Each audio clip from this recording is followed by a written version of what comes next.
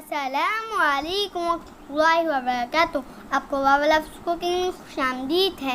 आज हम आपके लिए बहुत ही आसान मांडा पत्री की रेसिपी लेके आए हैं। आजकल के रेडीमेड ज़माने में घर में मांडा पत्री बनाने का रिवाज तकरीबन खत्म ही हो गया है, मगर होममेड ज़्यादा हाइजेनिक भी होती है और ज़्यादा टेस्टी भी। इसलिए हमने 2 कप मैदा ले लिया है, 1 टीस्पून नमक, इसमें नमक थोड़ा तेजी अच्छा लगता है, और 2 कप मैदे के लिए आधा कप पानी काफी रहेगा। और बस इतने से ही जो इंग्रेडिएंट्स है, और हम भी इसको घर में बनाने के लिए तैयार नहीं। ये क्या बात हुई। अब हमारे बड़े भैया साहब ने आटा गूंदने का शर्फ हासिल किया। जैसे बाबा ने भैया से आटा गुनवा कर उनको अच्छा खासा आटा एक्सपर्ट बना दिया है। माशाल्लाह ला कुव्वत इल्ला बिल्लाह। क्या आटा गूंदते हैं भैया साहब। मगर बाबा एक्सप्लेन कर रहे थे कि आटा परात पे बिल्कुल भी चिपकाना नहीं होना चाहिए, इसलिए ही 2 टेबलस्पून के करीब पानी और डाला गया और परात पे अच्छी तरीके से मसल के आटा पे गूंद लिया गया। बाबा बता रहे थे कि पहले जमाने में लोग राइस को बिल्कुल भी जाया नहीं करते थे, बल्कि इस्तेमाल हुई हुई परात में भी पानी डालकर और मसल कर इसका पानी सालन में या तो पौधों में डाल दिया जाता था। यही वजह थी कि रिस्क में पहले बहुत बरकत हुआ करती थी। अगर हम भी इन आदतों को अपनाएंगे तो फिर इंशाल्लाह ये बरकतें वापस लौट आएंगी। खैर ये तो हो गई हमारी बातें, अब चलते हैं आटे की तरफ। आटा जब बिल्कुल स्मूथ गूंद जाए तो इसे कवर करके रखते हैं और 1 घंटे के बाद इसके बॉल्स बनाकर इन्हें रोल कर लें। बॉल्स का साइज आपके तवे पे डिपेंड करता है। अगर बड़े साइज का तवा है तो बड़ी रोटियां उतरेंगी, वरना छोटी। अब एक एक करके रोटियां बेलते जाइए और साइड में रख लें। रोटियां फुल साइज की नहीं बेलनी, बल्कि थोड़ी छोटी ही रखनी है। रोलिंग बोर्ड पे खुशका लगाएं, उस पे 1 रोटी रखें, इस रोटी के ऊपर घी लगाएं, फिर खुशका छिड़कें, फिर इसके ऊपर दूसरी रोटी रखें और सेम स्टेप को रिपीट करें। सबसे आखिरी रोटी पे सिर्फ खुशका लगाएं, फिर इसको रोलिंग पिन की मदद से हल्के हाथ से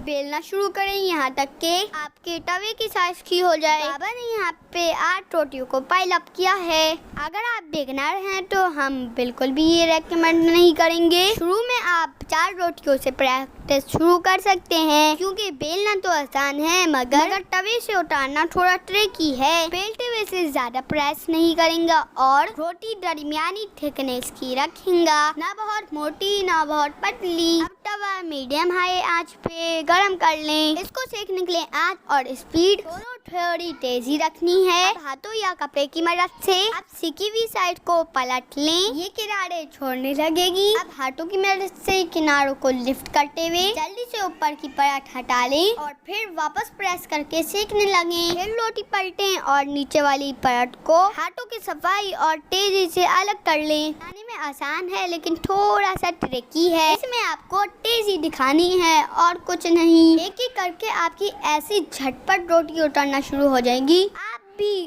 अश कर उठेंगे इंशाल्लाह। इसी तरीके से सारे आटे के साथ प्रोसेस रिपीट करें। तवे से उतरते ही इन्हें कवर कर दें, इससे आपकी रोटियां सॉफ्ट रहेंगी और समोसे वगैरह बनाते हुए फटेंगे नहीं। फुल साइज समोसे की पट्टियों के लिए आप 4 उंगल और 1 बाइट समोसे के लिए 3 उंगल की मेजरमेंट का हिसाब ले लें। कोई स्केल की जरूरत नहीं है। हाँ, नाइफ थोड़ी शार्प ले लेंगे। आप वर्टिकल लाइन में समोसे की स्ट्रिप्स निकाल लें और पहले कटी हुई स्ट्रिप्स को ऊपर रख के बाकी स्ट्रिप्स काट लें। साइड में से हमने 1 बाइट समोसे की पट्टियां निकाल ली है। आप चाहें तो ऊपर और नीचे से भी काट लें। इसे परफेक्ट रेक्टेंगल शेप दे दें, मगर हमने ऐसा कुछ नहीं किया था, क्योंकि हमें ये पट्टियां घर के लिए इस्तेमाल करनी है। और साइड में से जो बिल्कुल थोड़ी सी वेस्टेज निकली है, इसे पापड़ी बनाने के लिए या फिर कन बनाने के लिए समोसों की पट्टियों को आप रैप करके ही रखेंगे, वरना हवा लगने से ये कड़क हो जाएंगी और समोसे अच्छे नहीं बनेंगे। इस रेसिपी को जरूर ट्राई करें और हमें दुआ में याद रखें। अगर आपको वीडियो पसंद आई हो तो वीडियो को लाइक करें, चैनल सब्सक्राइब करें और कमेंट बॉक्स में जरूर बताएं। देखने के लिए जज़ाकल्लाह खैर।